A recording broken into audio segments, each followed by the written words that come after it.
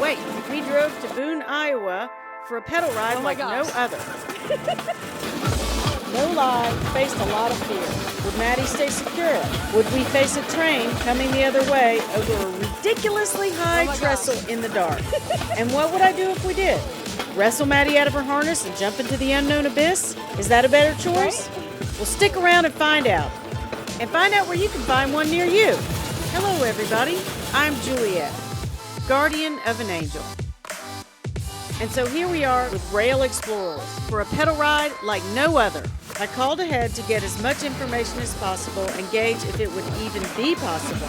And I always recommend this. They did tell me they had a 5-point harness, so I decided it was a risk I was willing to take. I also brought along a neck pillow for extra head support, and I was thankful I did that. The staff was very helpful and accommodating and dealt with Maddie fussing and bucking while they strapped her in.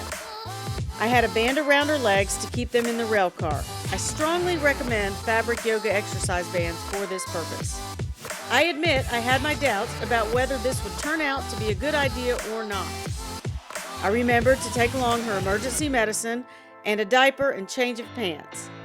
But I wasn't sure she was as fitted as I would have liked, so I held on to her for dear life the entire time. I found out that the track was still used, but they assured me it would be very safe, that they knew the schedule of the trains and were in communication with them. I did not know that. I wrongly assumed these were abandoned tracks they had found a new use for, and that unnerved me. What if there's a mistake? Especially while we're on that trestle and we have nowhere to go. Once we took off, nothing but thrill and fear.